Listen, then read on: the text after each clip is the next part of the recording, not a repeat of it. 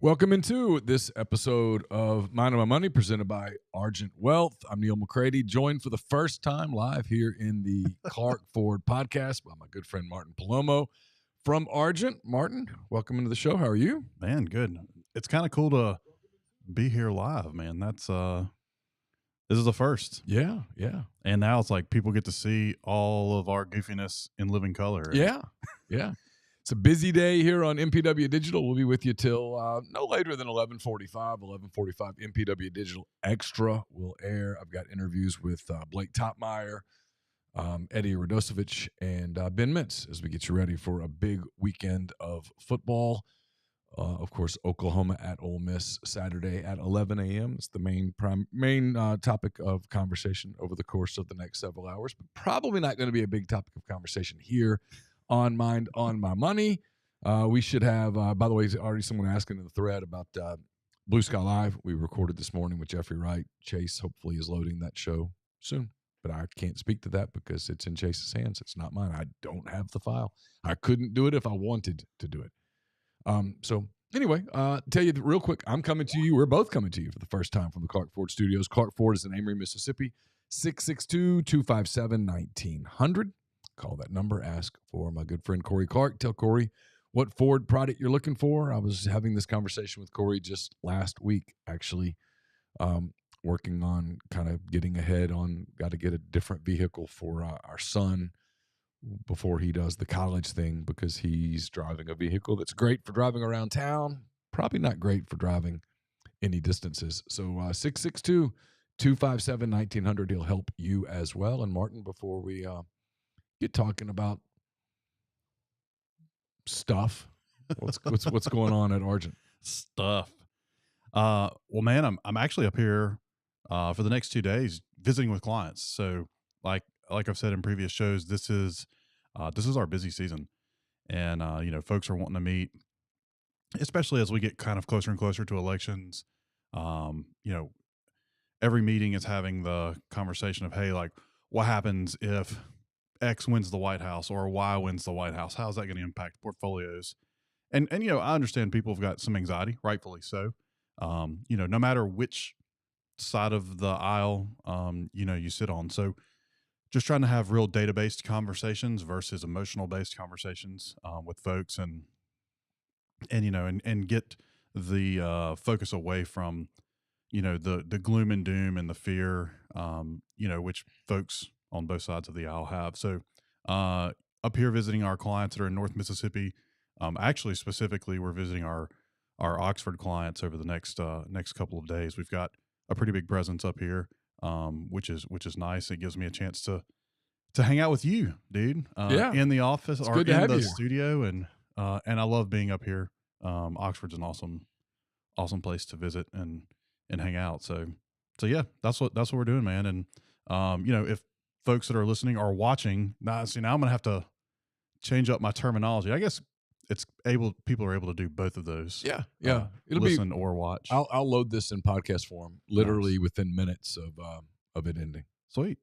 So folks that are watching, I think that's Chase's mistake, is that sometimes we'll finish a podcast, and if you allow yourself to go leave the room, all bets are off. Like I can't tell you how many times I've done it with our show.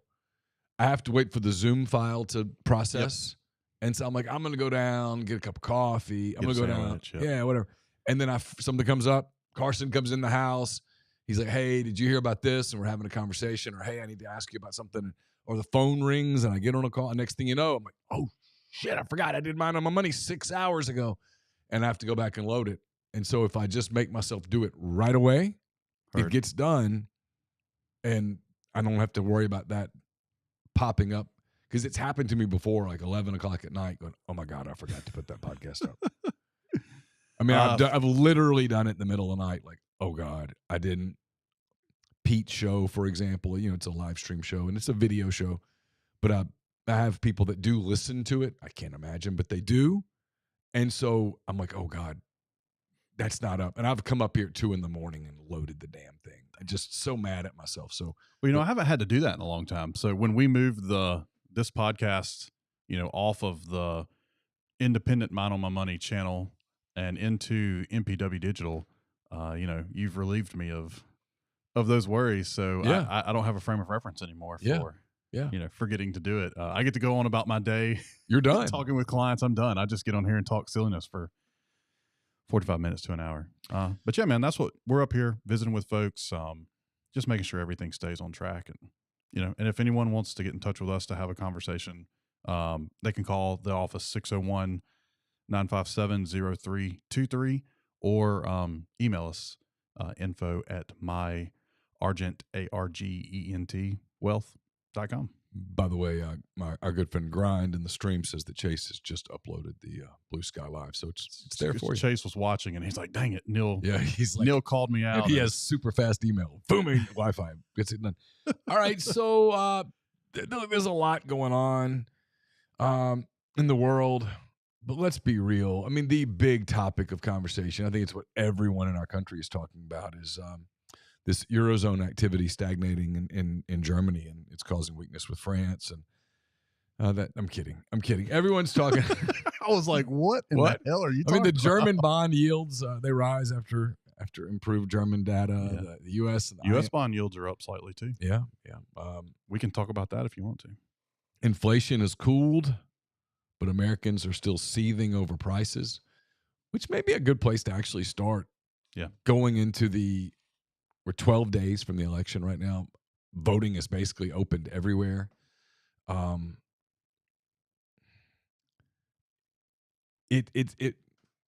Harris did a town hall last night with Anderson Cooper on CNN, and I thought it was fascinating because I expected it to be, all right, Kamala, here comes a fastball, going to put it right down the middle, 67 miles an hour. Ready? Are you sure? Okay, here we go. Instead, they threw some pitches at her.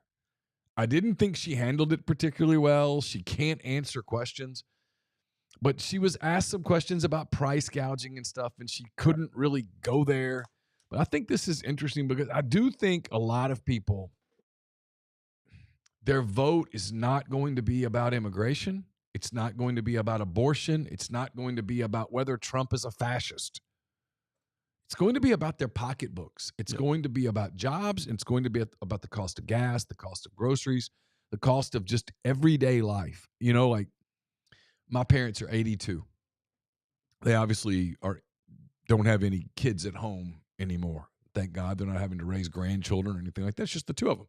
And my dad told me the other day, he goes, we went to the grocery store and it was $250. Yep. And I'm like, yeah, I get it. It's three of us. Actually, four of us, because we have a Finnish exchange student living with us this year, Aka. Fair enough. Yep. And he can really eat. He can really eat.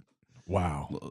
Boys and athletes, man. That's not a good combo for a low grocery bill. Yeah, two boys playing both club and team soccer. And, 18 and 17, the amount of food consumed is wild. But regardless, we went to the grocery store, and Laura did the grocery run on Sunday. I was up here working on 10 Thoughts. This was a couple weeks ago. And I went down to help her, and she's like, I'm really sorry. And I'm like, for what? She goes, just don't look at the bill. Don't look at it. I'm like, oh, okay, I won't. Well, that's going to make me want to look at it. But I'm like, okay, I won't, because I don't want to know. Right. And she's like, I went shopping. I went to Walmart. I went to Larson's. I went everywhere looking for cheaper prices. But I'm like, it's okay. What's the deal? And she goes, it was $470. And I was like, whoa, what'd you buy? And she's like, no, that is paper towels, and I had to buy some detergent. And I'm like, that's just the cost of food now. Yeah. And so this is a major topic in people's lives. Cost of gas, it's kind of gone down, as it always does, regardless of who's in the White House. Right. Before an election, the gas prices are going to drop. That's what they do. But it's still expensive. And gas prices are high. I mean, food prices are high. Restaurant prices are high. Everything's expensive. And I think it's going to be a major topic of a major thing on people's minds when they go into the ballot box, when they decide who they're voting for in this election, whether they like one of the candidates, dislike both candidates, or whatever the case may be. Because I'm reading from Wall Street Journal, the economy's humming, inflation has cooled off, Americans are well employed, getting raises and spending freely. But with an election in less than 2 weeks, people still haven't gotten over how much higher prices are today than in 2020. Yep. People find it unsettling that price tags don't look like they did before inflation took off during the pandemic, surging to the highest levels in 4 decades. Even though the growth in prices has eased significantly, prices themselves aren't getting lower. Mm-mm. It's hard to adjust, said Marilyn Hong, a 54-year-old engineer in Doylestown, Pennsylvania. As with many Americans, her pay has increased since 2020, and she and her partner continue to spend on travel and even dine out more than in the past. But the higher prices are aggravating. You live with these stable prices for all your life. Mentally, it's hard. So she probably speaks for a lot of people there. It's one of the things I suspect when people come to you and they're talking about what do I think, what do you think is going to happen if. Yep. This is what's on people's minds. It's the everyday. Well, and the inflation numbers that the government uses is X food and energy. So, but everyone, no matter what stage of life they're in, food and energy impact. Even if someone says, well, I don't drive, how does energy impact me? Or I live in a tent down by the river and I don't drive. How does energy, impact me? Yeah. But it impacts the cost of everything. It's the wet part of the ocean, because you think about anything that we consume, period, unless literally you were living off the grid, you hunt deer, you eat the deer that you harvest, you grow your own crop, and you drink water out of the river. Like, that's probably the only scenario of where energy prices don't have an impact. And I doubt there's probably a handful of Americans that fit that that fit that. I might have run into that dude when I was in Alaska. Yeah, but that's about it. You might have. That's about it. Yeah, no, you're right. I mean, because if you eat, yeah, the odds are overwhelming you are impacted by energy prices. Correct. Well, everything is. So when energy prices go up, the cost of everything has an energy premium in it, because if costs of oil and gas rise, the cost of shipping whatever it is, whether it is, healthy farm grown veggies, to the store where you're getting it, or whether it's, Cocoa Puffs, like those things all have energy input. We're not at the stage yet of where, food can be sent through you through teleportation or something like that. In which case, then maybe energy becomes a little bit less of a factor I don't think the Jetsons era is here yet. So when we live in today's society, energy is a part of the equation no matter what. And so the inflation numbers that that the government looks at is, again, X food and X energy. And also what was said in the article was, prices have continued to rise. So when we see inflation right now is, call it the 3%, rate, that's the year over year price. But, in 2022, inflation was 9. So in 23, it was, the inflation numbers were up. Let's call it 4.5. So it was, you had your 9 plus the 4.5 plus the 3 that we are today. We haven't had disinflation where prices have actually dropped. What we've had is slower inflation. But the word gets used, well, inflation is down and, and so things are getting moderated. Well, we haven't had dropping prices except for gas, because energy is volatile. But, food prices haven't dropped. If you go to Taco Bell or Chick-fil-A or any fast food restaurant, they haven't dropped their prices on the menus. No. If you go out to eat, they haven't dropped their prices. If their prices have stayed the same, you've gotten smaller portions or a lower quality product. I don't go out to eat a lot, and I was traveling last week, and so obviously, right, it's kind of hard to cook all your own meals in the Homewood Suites. And so we went to dinner Thursday night, and then Friday, I guess, at lunch, and then I took Caroline to dinner Friday night, and Carson and I went and ate grease on Saturday morning after a long Friday night. And yeah, everything's more expensive. Everything's more expensive. What a dinner bill that used to be $50 is $70 now. Yeah. Well, dude, so I met two of my buddies this morning at Waffle House at 6:30 before I came up to Oxford. And Waffle House, when we were younger, it's like that was after you'd been to the bars and you needed to put greasy, cheap food in your belly, and you could get out of Waffle House for $6, $7, and you have the whole 2 egg breakfast, Yeah. coffee, $7. Well, I mean, it was $17.50 this morning. Waffle House was, and for one person, Yeah. it's like it's crazy. It's Waffle House, yeah. man. It's and salaries aren't rising with that. I mean, for the most part. I mean, people are making more money and there isn't more employment. And I would love to know how much of the employment numbers are people adding a second job or people working 2 part-time jobs. I'd love to know those dynamics. Have we talked about that on the show before? I don't think probably before, but it's been a minute. Okay, so that actually does happen in the numbers. That gets counted. So, like, if let's say someone who was let's use California as an example, because I was in San Diego a year ago at a conference, and I was having this conversation with the guy that was driving the Uber, and I was asking him, what did you do? Or I asked him, do you drive full time? And he says, I drive more now than I used to. He used to be in software tech, something like that. But he was saying, during 22, they furloughed him essentially, and he started driving to pick up income, and he did something else. So, but in the employment numbers, he gets counted twice. Well, he didn't lose his job; he got furloughed, but he gets counted twice in the employment numbers because he picked up the 2 additional jobs. And maybe driving, if he's 1099, they may not count him. But if someone has a let's say the mom that, the paycheck used to be enough from just her job, but now she's, working the job during the day and, delivering pizza at Domino's, or, working in a restaurant at night to just make ends meet. That second job that she picks up, goes into the employment numbers as, as a job gained, when realistically we're not counting people, we're counting jobs. So those numbers can get skewed on, hey, it looks like we're fully employed, but it's really that one person is occupying, 2, or maybe even in some cases, which I can't see how it would be possible, 3 jobs to make ends meet. And you're right. So really the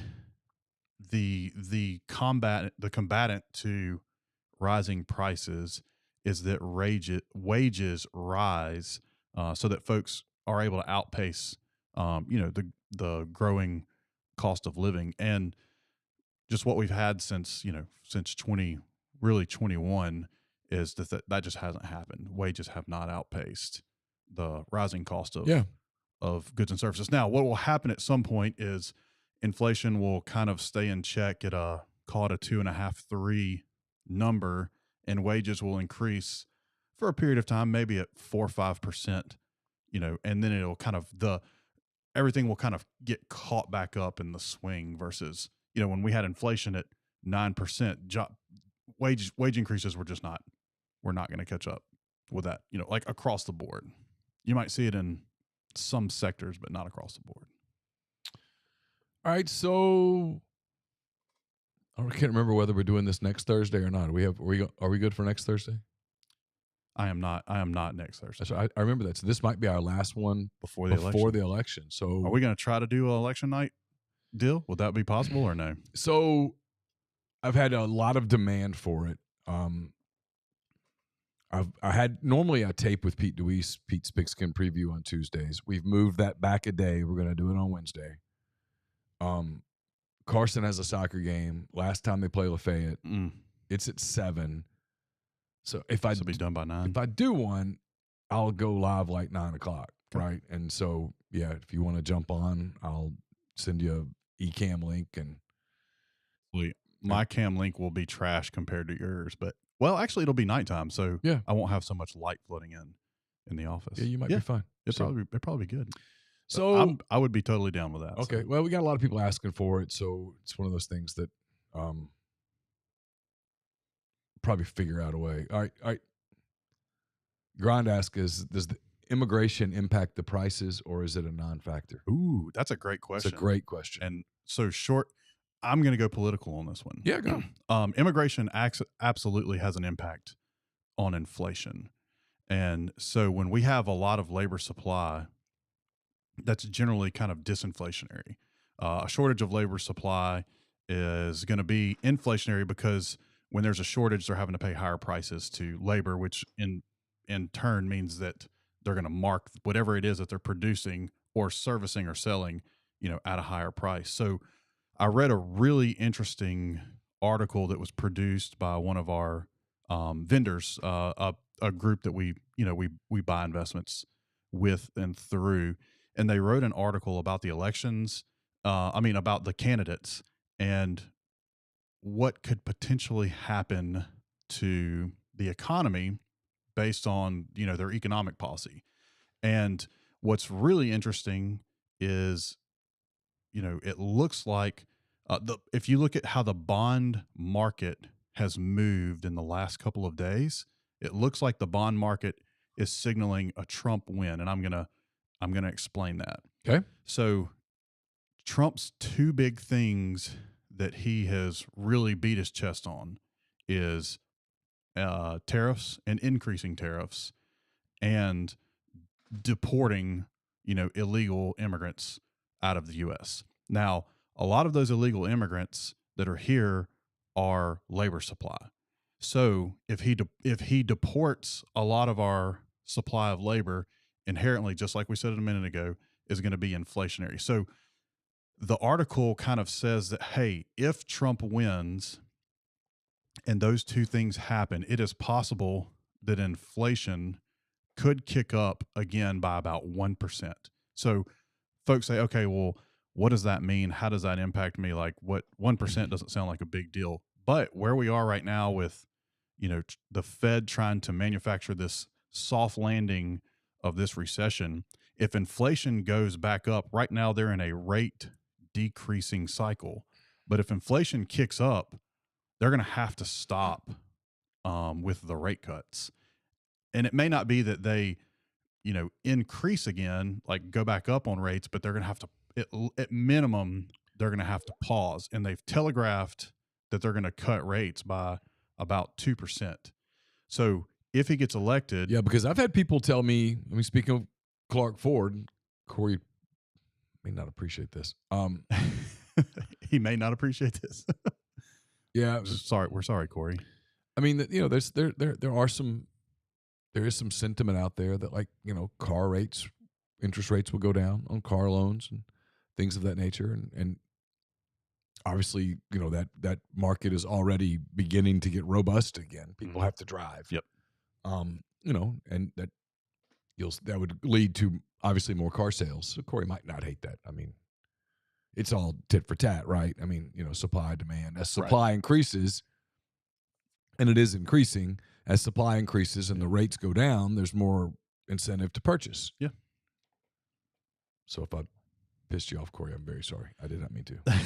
Well, and so and just kind of let's play this tape all the way out to the end, on track with where we are with just talking about Trump's, with the tariffs and deporting, illegal immigrants, which if anyone has been under a rock and has just woken up and has watched Trump speak just once, they've heard, he's going to deport illegal immigrants and we're going to increase our tariffs on China and at least a 10% tariff on everything that's outside of, that we import. And just a quick timeout on both those things.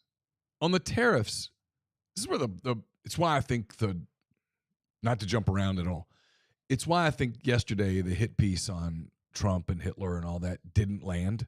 I didn't even read it. It didn't land because he's been in the White House before. Yeah. Like, he served a term.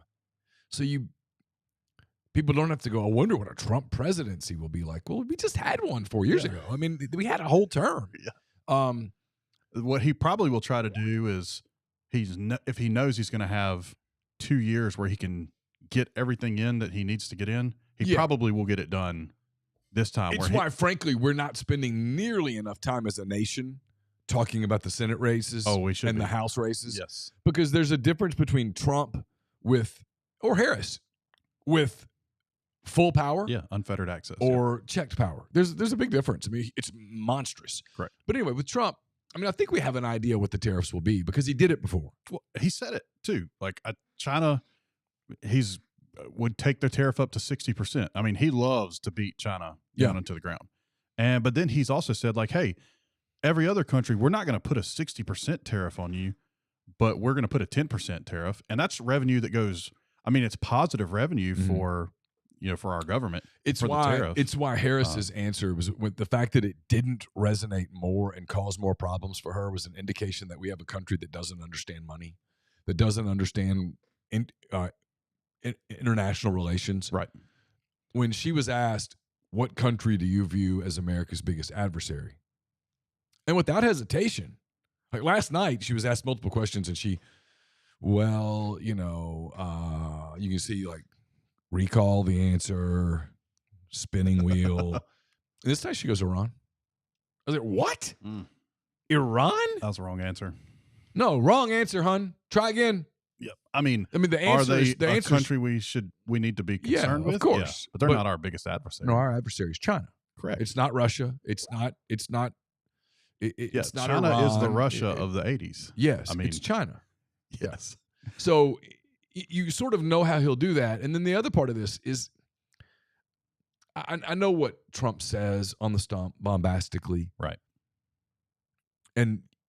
But I sort of appreciated J.D. Vance's answer to this better than I do Trump's, which applies to about 90% of all answers. But in this case, I thought it was right. No, you're not going to go deport 100,000 people day one. Right. It's not realistic. And in this case, Right. it's millions of people. You're not going to deport all 100% of illegal immigrants. It's not happening. Correct. Now, can you go deport some and send a message? Yes. You probably deport the ones that are the murderers, the rapists, the drug dealers. Yeah, you vet better, and the people that don't pass the vetting, you get them out of the country, and then you can lock the border down, and that controls things. Because look, I mean, it is a lot of the labor force. Yep. I mean, in a world where you literally deported everyone who's here illegally, we would have a work shortage. Yes. Well, and like immigration is critical to our economy anyway. I mean, the immigration the correct way, because our birth rates are not happening at a rate where we can naturally grow our workforce. We are going to have to import. And have you seen, I mean, along those lines, like, I mean, you're aware of how babies are made. I don't know. How Neal, tell me how babies are made. So sir. A boy loves a girl very, very much. Okay. And then a stork comes and brings us babies? Yes. The stork comes once that couple has decided that they are when they kiss. Once they kiss and they've decided that they are indeed a couple for life, the stork drops them off a baby. But if they're not a couple for life, then no stork. No stork. Okay. The gender gap in voting is wild. It's never been bigger in modern American history. Men and women viewing this political race so differently. And it does make you wonder, seriously, I'm being serious when I say this. I mean, I realize there's a natural drive to procreate. There's an attraction, especially when you're younger. You're. It's a need, right? That's by design. It is by design, yes. To grow the species, right? Correct. But unlike with animals, there usually is also some form of an emotional connection and an intellectual connection that goes and enhances the sexual connection. And I'm wondering, I really am, I'm totally serious when I say this. I am wondering if this is like part of a bigger problem where women and men today view so many issues so disparately that there is going to be less connection. Well, I think that the data is suggesting that we are having less, we're still positive in our childbirth rates, but we are not to the level that we were in previous generations. Yeah. We have a declining, rate of reproduction. Women are waiting longer to get married. They're waiting longer to have babies, and they're having fewer babies. And there's more and more women who are having no babies, and that's being basically out in the ethernet. Yeah. And guys too, man. Yeah, that's being applauded. Good for you. Good for you. And they're being told to put their career first and all of those things. And now you have this major split right? I mean, if Harris wins, and I believe what I'm about to say completely, in a world where Kamala Harris wins the election, take all the stuff out about the voting being rigged. Right. I just can't allow myself to go there. That's a bad place to go. In a world where the election is on the up and up for the most part, and she wins, I will tell you it was because women turned out in droves, and Versus guys. and abortion was the number one issue. I mean, fair enough. And so let's play the tape through to the end Okay. of, let's say that our birth rates continue to decline. Mm-hmm. In order for us to stay, atop of the king of the hill for the economy, we're going to have to import human bodies for labor purposes from somewhere.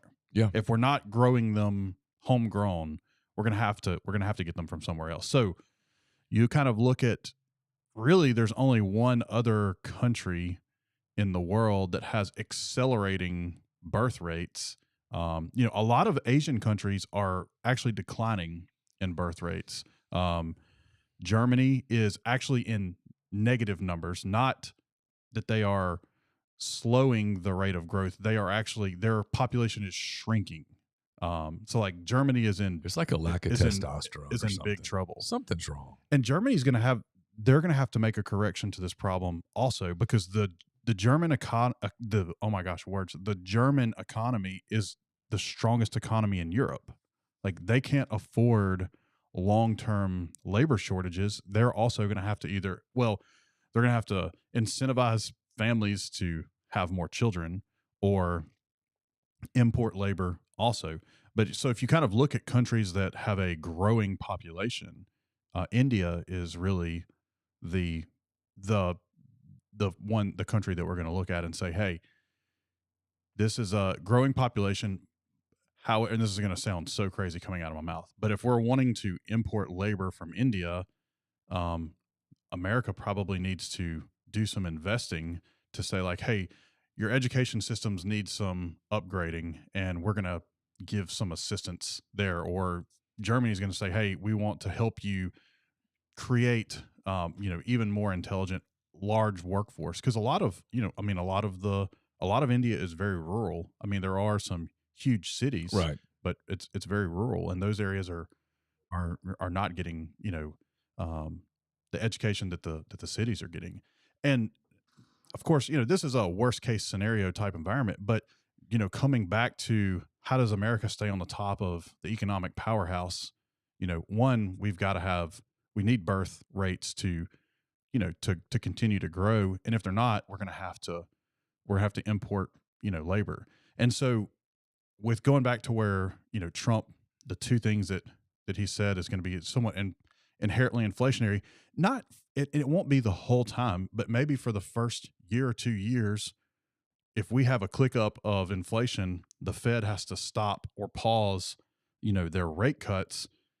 It does kind of put us in a little bit more of a, not that the economy is going to crash, but we are not going to have this soft landing. So we are probably going to have, a little bit of an impact, at landing. That doesn't mean that we're going to experience another 2008 recession, but it certainly brings the possibility of recession up. And so if you look at what the bond market has done in the last couple of days, the bond market is kind of signaling, like, hey, we think Trump is going to win this election. We think rates are going to, the cutting is going to stop. So the 10-year actually kind of pushed back up slightly, and bond prices fell. Now, it's not saying we're going to, flush everything down the toilet, but it was just interesting to see what the bond market did with that information in the last couple of days. That is interesting. All right. Along those lines, Wall Street Journal, this is Aaron Zitner wrote this. Donald Trump has opened a narrow lead in the presidential race as voters have adopted a more positive view of his agenda and past performance and a more negative view of Kamala Harris, a new Wall Street Journal poll finds. The national survey finds that Trump is leading Harris by 2 percentage points, 47 to 45, compared with the Harris lead of 2 points in the Journal's August survey on a ballot that includes third-party and independent candidates. Both leads are within the poll's margin of error, meaning that either candidate could actually be ahead. The survey suggests that a barrage of negative advertising in the campaign and the performance of the candidates themselves have undermined some of the positive impressions of Harris that voters developed after she replaced President Biden as the presumed and then confirmed Democratic nominee. Views of Harris have turned more negative since August, when equal shares of voters viewed her favorably and unfavorably. Now, the unfavorable views are dominant by 8 percentage points, 53 to 45. Moreover, voters give Harris her worst job rating as vice president in the 3 times the Journal has asked about it since July, with 42% approving and 54% disapproving. By contrast, views of Trump have turned rosier. Voters recall his time as president more positively than at any point in this election cycle, with 52% approving and 48% disapproving of his performance in office from 4 years ago, a 4-point positive job rating that contrasts with the 12-point negative rating for Harris. Moreover, part 2, voters give Trump a solid edge in most cases when asked about the candidate's agendas and policies. By 10 points, more voters have a favorable than unfavorable view of Trump's economic plan for the country, while unfavorable views of Harris's economic plan outweigh positive views by 4 points. It does seem, and man, I don't know how you do this, right? Because you can, if you live on X, you can allow yourself to just go and spin Circles. cycle. Like, oh, this poll has Harris up 3. No, Trump's up 2. Harris is up 7. Trump's up 6. It's like, what the? There's no way. Like, what is your?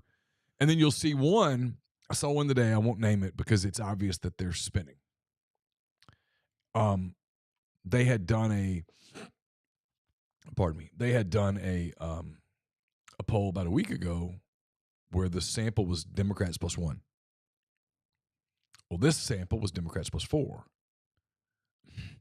Okay, well, what do you base that on?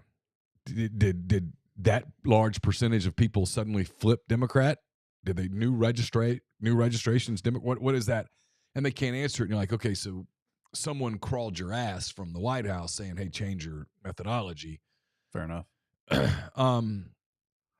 Well, dude, and one of the things that you read in the article, I chuckled about over here as you're reading with the, now people, view Trump, that they were better off during the Trump year. I was like, were they in a coma for the last, 8 months? And they're just now waking up and going, hey, I'm going to give my opinion on how I felt during the Trump years. And I mean, look, the economy felt great. Markets, really cooperated during the Trump administration.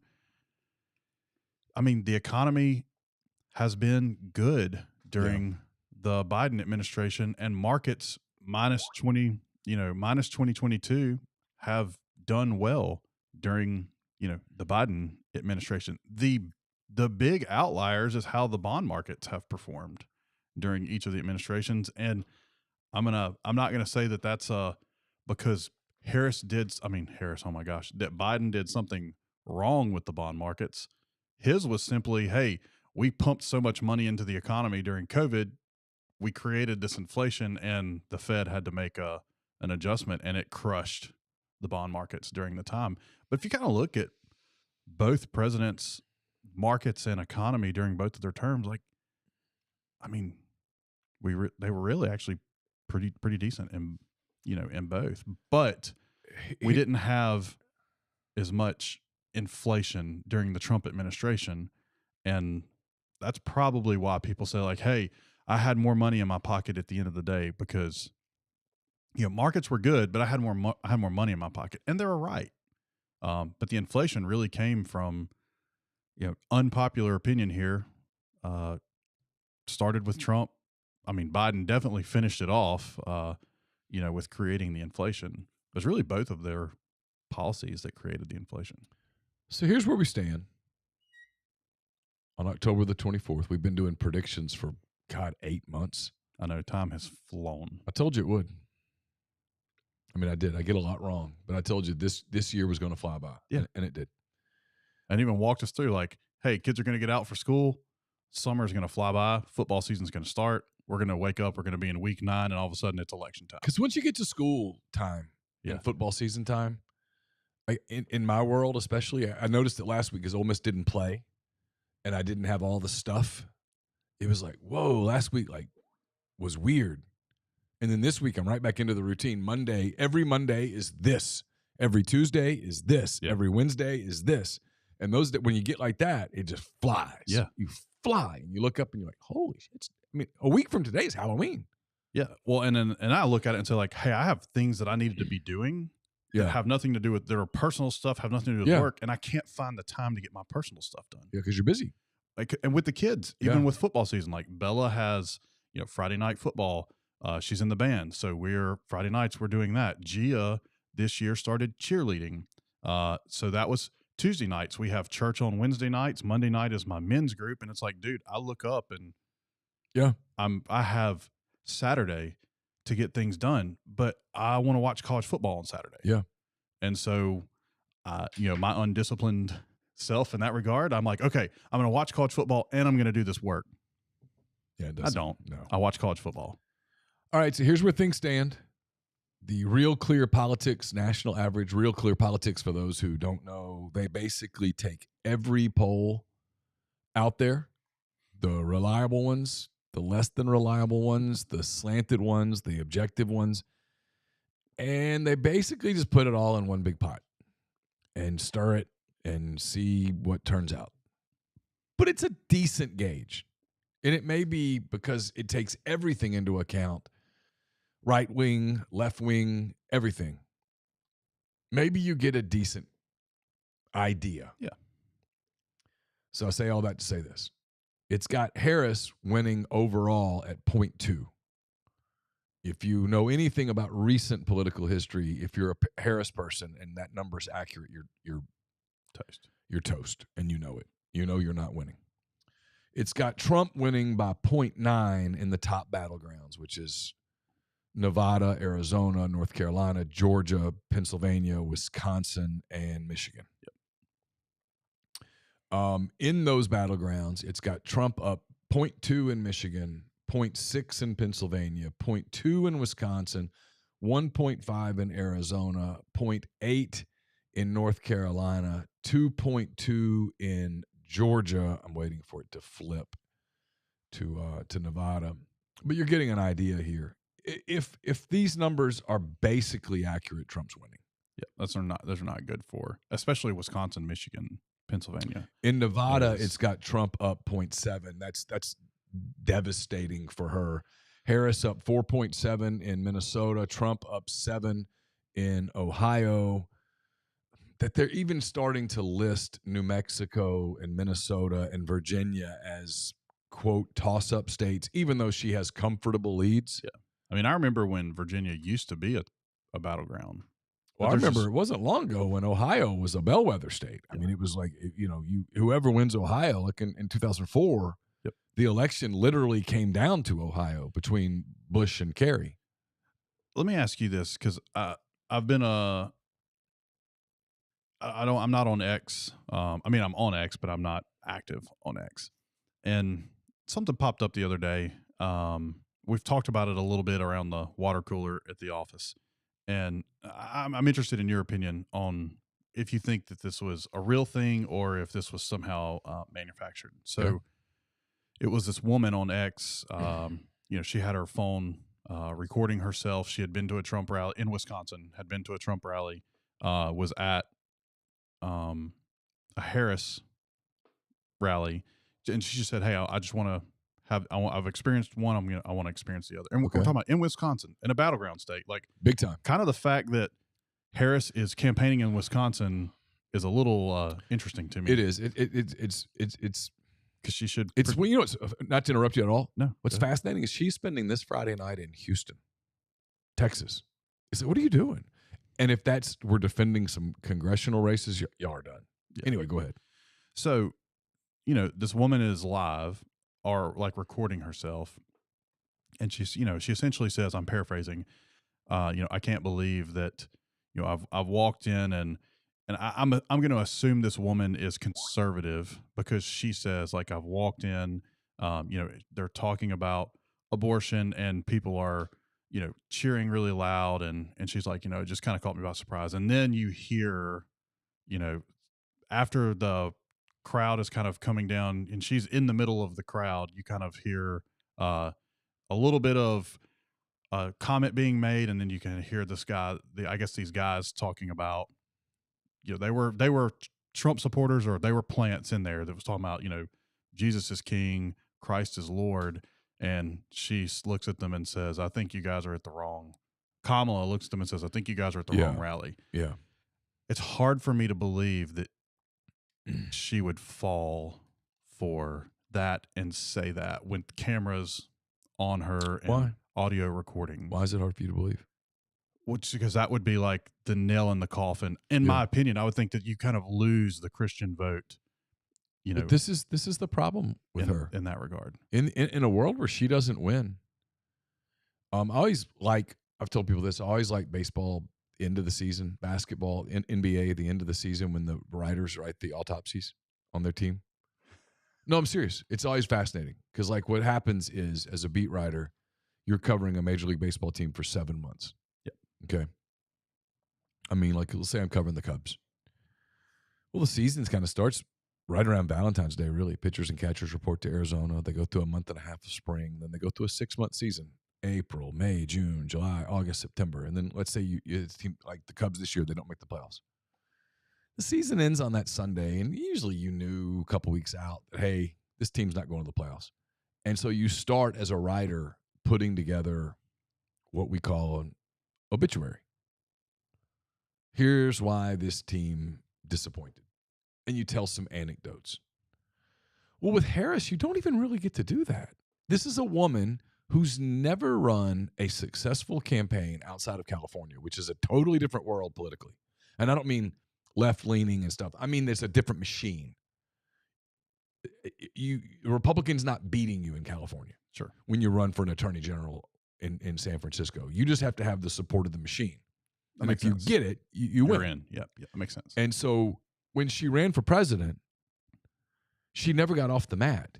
She literally didn't get out of Iowa. She's never been able to be successful at this. Tulsi Gabbard ended her campaign on the debate stage years ago.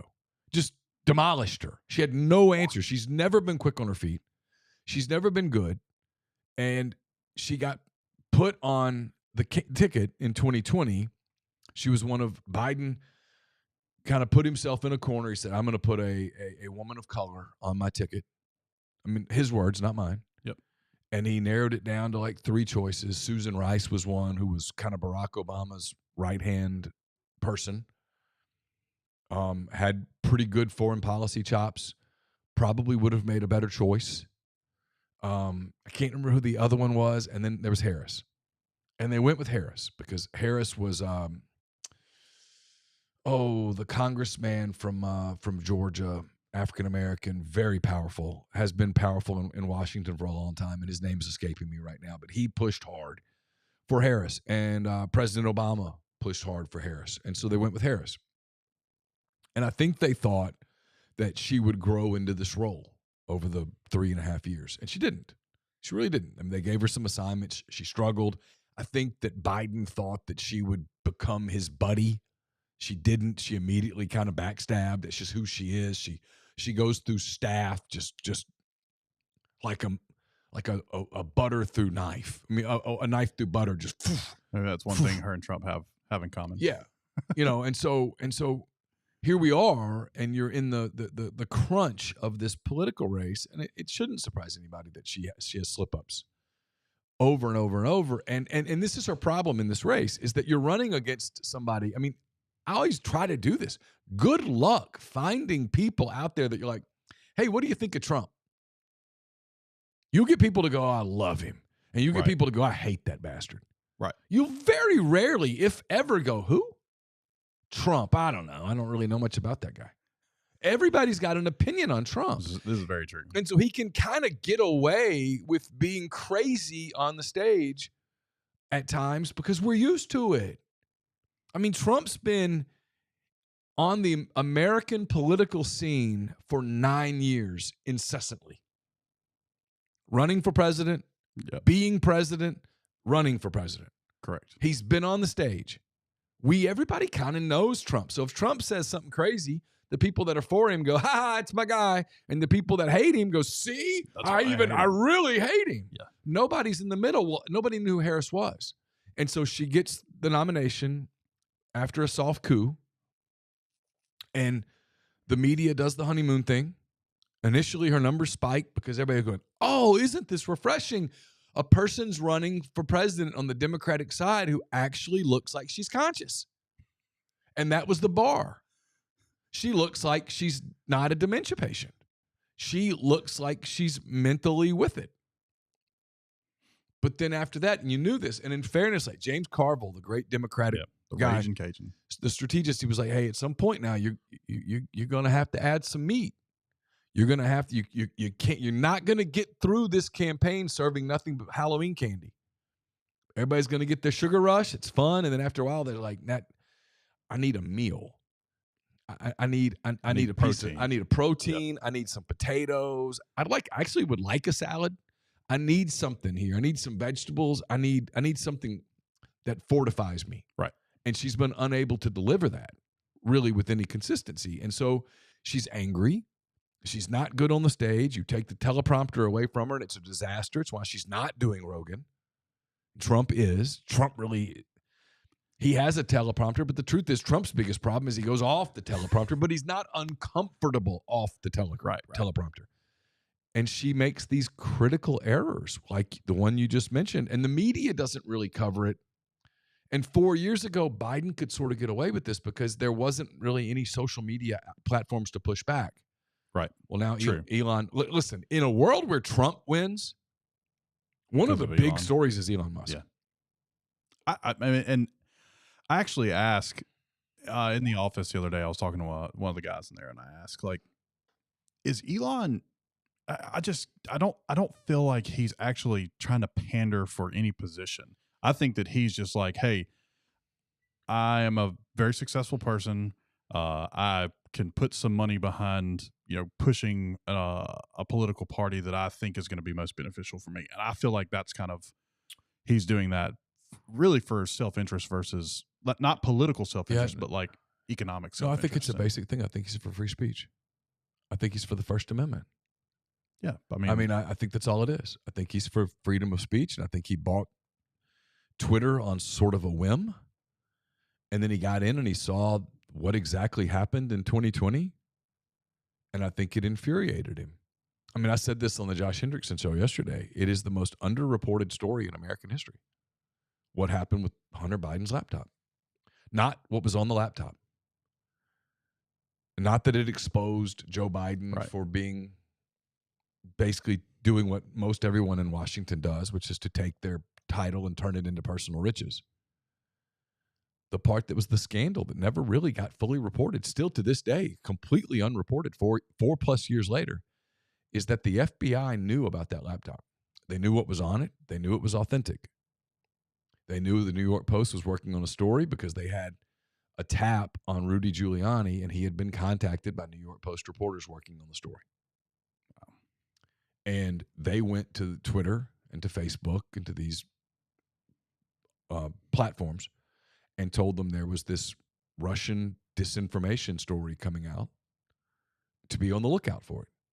And that morning that story broke in the New York Post, Miranda Devine story, when that story broke, those platforms, to their defense, I don't think initially thought, oh, gosh, this is going to cost the former vice president the presidency. Let's get this off. Let's scrub it. I think they thought, oh, see, there it is. There's this Russian operation. We can't be participating in Russian election interference. And they took it down. They silenced it. They banned the New York Post for months. Like not shadow banning, banned. Banned. And so here we are years later, and now most Americans know this. They know that the American government, the CIA, the FBI, mostly the FBI, frankly, participated in domestic election interference, knowingly. and you had the 51 people sign off. 51 people signed, a lot of CIA people, Right. Leon Panetta. They signed off on this document that said it says all the earmarks. They were careful, which tells you it was even more contrived than we even thought. Right. This has all the earmarks of a Russian disinformation move. And that way they had defense when it came out. No, it's legit. Everything in it's real. Well, all I said was it had the earmarks. I didn't say that it was. I said it had the earmarks. I mean, it's what literally when he was asked about it in that debate with Trump, Biden said, look, 51 former CIA, 51 national security people signed off on this. This is Russian disinformation. This is nothing. And Trump was like, are you serious? But by then it was done. I mean, it literally flipped the election. And so it's kind of wild that that's where we are. But it's in a roundabout way of saying, no, I'm not surprised that Harris has these major flubs, because it's almost wild to me that they waited so long to finally get Biden off the ticket. And by the time they did, she had manipulated her way and maneuvered her way, frankly, I was smart, to be the only choice they had financially and otherwise. Financially. Yeah, and so she's the candidate, but that doesn't make her a good candidate. And she's running against a known quantity. And when you're the unknown quantity, the election over the last couple of weeks has become about her. And as it becomes about her, as evidenced by that Wall Street Journal poll, her numbers aren't good. Yeah. People don't like her. They don't trust her. They don't know her. She's unknown, as opposed to Trump, where everybody knows what you're getting. Yeah, this is true. The devil you know versus the devil you don't. And the thing that was just not necessarily surprising to me, but what I really took out of that was one of two things. One, she was sincere to those guys and telling them, like, hey, if you're going to talk about Jesus, you're at the wrong rally. You need to go down the street to the smaller rally. Or the comments were made, she didn't process it and just opened her mouth and talked. Yeah. Which is, I don't know which one is actually the worst. They're both bad. Yes. The second one's probably worse. Because it's hard for me to say that as a Christian saying like right. That it's, I'm with you completely. But my point with that is that at some point, and that some point would be January the 20th at noon, in a world where she wins, she quits being a candidate and she becomes the president of the United States. Right. And listen, shit's going to happen. How are you going to handle it? Right. Are you going to be able to think on your feet? Right. Are you going to be able to make decisions? Are you going to be able to handle criticism? Are you going to be able to handle me? Are you going to be able to handle media? Are you going to be handle President Xi? Are you going to be able to handle Putin? Are you going to be able to handle North Korea? How are you going to be able to handle things when you're not a candidate and you're the actual president? When you have the nuclear codes in a suitcase 10 feet from you. Right. How are you going to be able to handle that? That's what I think is killing her, is that she can't have an impromptu conversation. Everything is scripted. And as opposed to Trump, where even if you don't like him, and a lot of people don't, right? He's been the president for 4 years. We didn't go to World War. He kind of stood up when other things happened. He said, here's what we're going to do, and he did those things. And frankly, he was cruising to re-election before COVID. And so you sort of remember that. She had to, I think the election was hers to win. Personally, I think it's too late now. We're going to do our final predictions here in a couple minutes. I think it's too late. I think she's done. I think she's lost. But it was her election to win. Had she come in and been articulate and transparent and had answers to questions such as, how is your administration, how will it be different than President Biden's? She needed to be able to answer the question about, no, wait a minute, you knew he was slipping, right? Yes. And when she's asked about that, no, she goes, no, he's fit. Okay, well, if he's fit, then why is he not still on the ticket? Why are you the candidate if he's fit? Because he's the president today. Correct. I mean, he remains the president of the United States. He's forgotten. Nobody even remembers the guy's around, but he's still the president of the United States today. It's Joe Biden. It is kind of bizarre that he is not around. at all. And I kind of wonder. So, in an alternate universe, if the Democrats would have said, "Hey, we're done, we're cooked after the first debate," but we know, like, if we run her just to keep the money, like you said, the sugar high initially will work. Had they had We're some sort of an open, we're probably going to get cooked though. yeah, But should they, because the other alternative was put someone fresh on top of the ticket, but then you lose all of the funding. yeah, and you I'm got not, to start with and the I'm funding. not sure you could have talked any of those people into it. I'd probably agree with you. I on was that. listening to Mark Halperin. He was asked that question, and he said, Gretchen Whitmer wants to be president, but it's not this driving need for her. The same for Newsom, and that they would all rather wait for 2028. One of two things is going to happen. If Harris wins, she'd probably run for re-election, obviously. Yeah. But say Trump wins. Can't run again. Correct. He can't run again. What if he has a bad term? What if at the end of 4 years, people are like, I don't want anything to do with this guy ever again. Anybody around him, no one. Okay, well, now I'd rather run against an unproven, unknown Republican than I would Donald Trump. Especially, this was, you got to remember, context, this was in the weeks after he'd taken a bullet to the ear. Right. And also, even if he has a bad 4 years, do you think that would have a big impact on Vance? Because I think it would depend. It would depend. I'll be curious to see what a Vance vice presidency looks like. Is he allowed to be in the room more? Is he allowed to be more vocal? Does Trump? Because sometimes Trump eats all the oxygen. Sure. Well, I think almost all the time he eats all the oxygen. All right, let's do this. We have 6 minutes left. Okay. We literally have a hard out because there's another show programmed in to run. Austin Boyd wants to know. He says, "I'm 24. I recently started investing in my company provided 401k. I invest up to my company's match and was wondering, should I invest excess money beyond the match or invest elsewhere personally?" Yeah, that's actually a really good question. And the fact that you're asking that question at 24, Austin, means you're on the right path, bud. You're doing good. You keep doing it. Kudos, buddy. What I would say to Austin is, invest all the way up to the match, then kind of spread out that investment. If you have excess cash and you're looking for places to go, I would actually start investing a little bit into a non-retirement type account, just a normal investment account in his name. And if he can do some Roth at the same time, it's just diversifying your future tax, your future taxes that are going to be owed.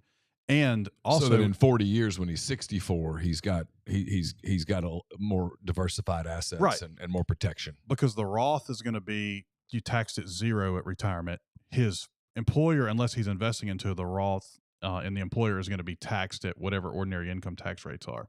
But then also the reason it's important to invest outside of the retirement accounts is, like, as we age, things crop up. We need to buy cars. We need to down payment on a house. We have repairs that need to be done around the house, and you don't need to be invested 100% into retirement accounts, and then you need a new air conditioner or a roof on the house, and you have no liquidity outside of retirement accounts, because to pull out of the retirement accounts is very costly. Prohibitive, yes. Yeah, you have ordinary income taxes due, and then a 10% penalty if you're under the age of 59 and a half. So, Austin, great question. I'd say continue to go up to the match. If you can do some Roth in your employer plan, mix it up. Do half pre-tax, half Roth, and then any excess money that's outside the retirement plan, just put it into an individual account. You can invest it, and grow it, over the long term. Grind wants to know, do you ever expect the national minimum wage to be enacted within the next 8 years? A national minimum wage. Man, that's hard. That's just hard. I would guess not. It's hard for me to fathom that, though, because that would be one, like, let's just say a national minimum wage. I'm going to make a number up. Let's just say it's $15 an hour. Okay. Like, how does that help someone in California? But for someone in Mississippi, like, that would be a doubling of their income. So you'd see jobs go away. It's just hard for me. Companies wouldn't be able to. Companies would choose not to do it. It's the part of that. That's a utopia thing. Yeah, I think that's a state. Again, so many decisions I think should be left to states to make because each state is different. Yes. So that's one of those where I would think that would be left up to states. All right, here we go. We're almost out of time. It's prediction time. We've been doing predictions forever. Here's your final standing. This is the one that will be held against you forever and ever and ever and ever. Here's your pick. Who wins the White House and by how much? Oh, and by how much? Yeah, let's go. Oh, Let's man. go. Let's go. You don't have time to stall, Okay. Kamala. Let's go. All right, Vegas is in Trump's corner. Vegas doesn't like to lose money. I'm gonna go with Trump.